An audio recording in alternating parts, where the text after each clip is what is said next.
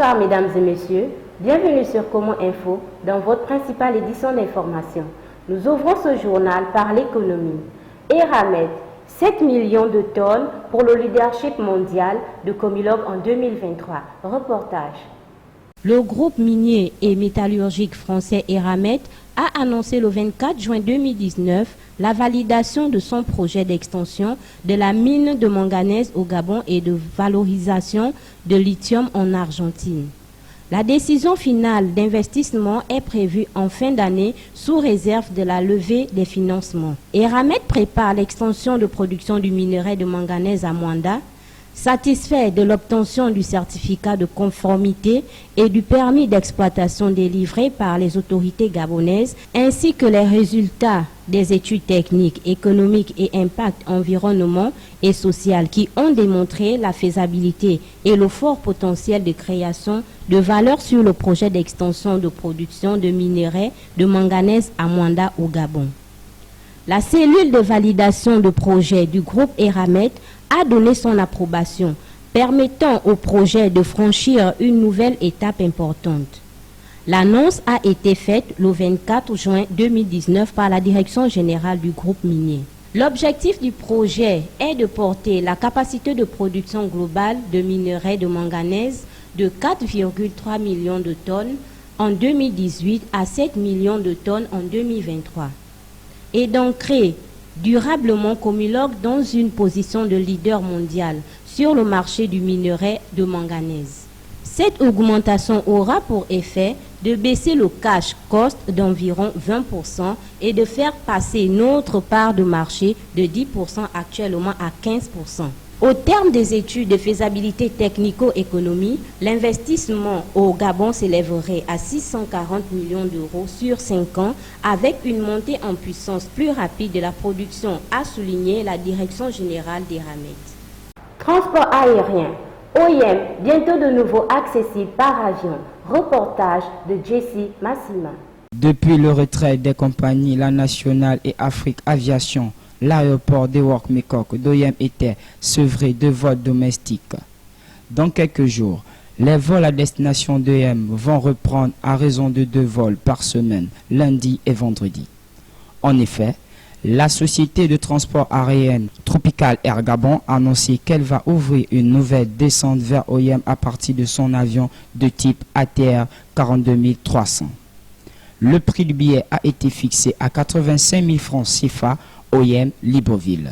Un coût que les responsables de la compagnie justifient par des redevances liées à la SECNA au niveau d'OIM qui sont plus élevées par rapport à Libreville. Mouvement d'humeur au géant Motors 241. Le personnel et la direction n'arrivent pas à s'accorder. Sharon Bilogo, reportage. Les agents du concessionnaire automobile géant Motors 241 ont lancé depuis quelques mois un mouvement de grève illimité devant le siège de leur entreprise située à la zone industrielle de Lumi. Ici, il s'agit de dénoncer, entre autres, la mauvaise gestion de l'entreprise, le non-paiement de 12 mois d'arriérés de salaire, le non-versement des cotisations sociales auprès de la CNSS, puis les départs du directeur des affaires financières et celui des opérations. Nous sommes en grève, n'est-ce pas, depuis bientôt presque 2 mois. Et nous avons revendiqué 3 choses. D'abord, nos arriérés de salaire impayés depuis 2017 à 2018. Nous revendiquons également nos CNSS impayés. Sur nos bulletins, n'est-ce pas, du pays, on voit clairement que nos CNSS ont été retirés, mais ce n'est pas reversé au niveau de la CNSS. Et nous avons revendiqué, n'est-ce pas, le départ, n'est-ce pas, de la DAF, Madame Mokweke Josiane, et de M. Dabou Issa pour cause de mauvaise gestion. Parce que ça me fait déjà 24 ans dans cette société, je connais bien comment ça se passe. Et nous revendiquons ces trois points.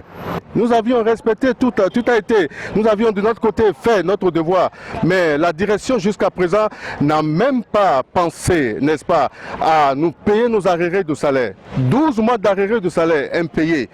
à cause de cette affaire, de ces arrêts de salaire impayés, beaucoup ont été chassés des maisons, de leurs maisons, n'est-ce pas? Moi particulièrement, mes enfants ont resté à la maison, hein, il y a 2 ans de cela, n'est-ce pas, sans apprendre. Alors que ceux-là qui dirigent la société, les enfants ont appris, d'où leurs écoles ont été payées à coups de millions. Afin de ramener la sérénité au sein de l'entreprise, les 2 parties doivent s'accorder. Poursuite de l'opération Libérer les trottoirs à IAI, initiée par les autorités municipales. Chérol Bilogo, reportage. Lancée il y a quelques jours par les autorités municipales de Libreville, l'opération Libérer les trottoirs se poursuit et fait couler beaucoup d'encre et de salive. Je suis venue à IAI, ça me fait déjà 7 ans à IAI. Je n'ai pas le mari, c'est moi-même le père, c'est moi-même la mère.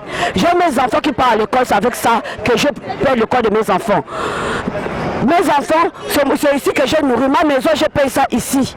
On dit que les Gabonais ne travaillent pas. On dit que les Gabonais ne travaillent pas. Le moment que les Gabonais se lèvent pour vouloir faire quelque chose, regardez maintenant où est-ce qu'on se retrouve. Nous voulons leur demander, ils nous disent, on continue à faire la baudellerie, ou les jeunes Gabonais qui sont en train de se débrouiller, qui veulent laisser le braquage pour venir se débrouiller, s'ils veulent qu'ils reprennent à aller braquer, ils nous disent. J'ai fait 20 ans à IAI. Je vais ainsi, c'est ici que j'élève mes enfants. On ne sait pas ce qui se passe. On ne sait pas ce qui se passe. Nous sommes les mamans, nous sommes les mères de famille, nous sommes les veuves. Si la mairie avait pris la décision pour nous casser, il devait nous prendre d'abord. Il nous place quelque part. Il nous dit quand même un mot qu'on peut rester pour vivre. On va faire comme là où nous sommes là.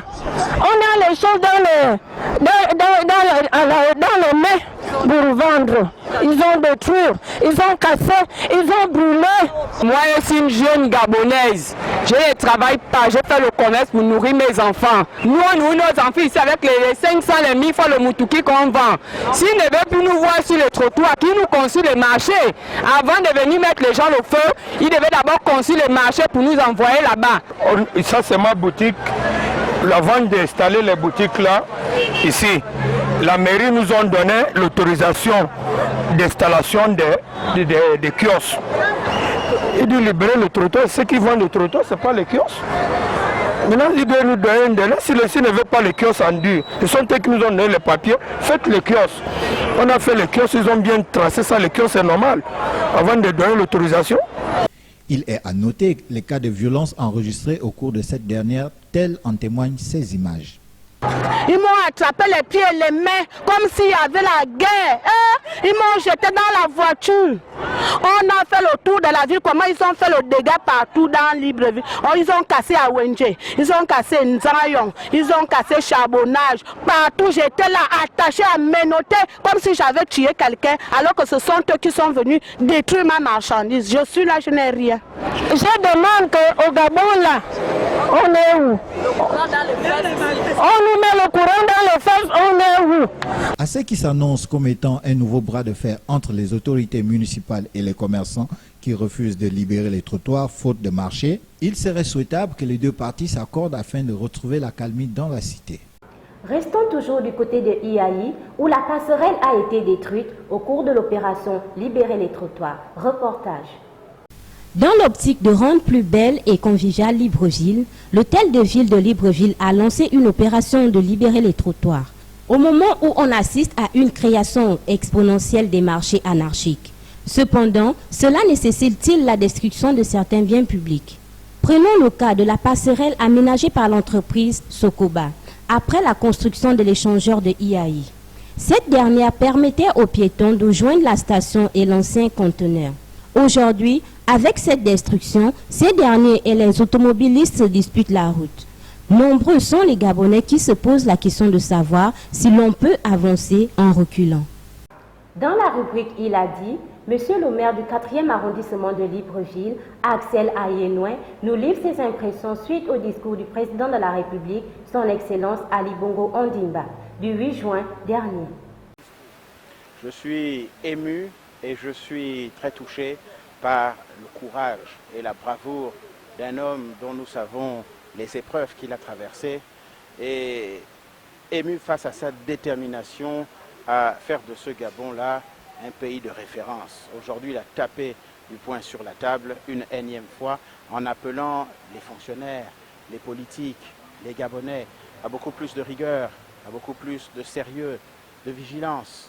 Et aujourd'hui, son message nous interpelle.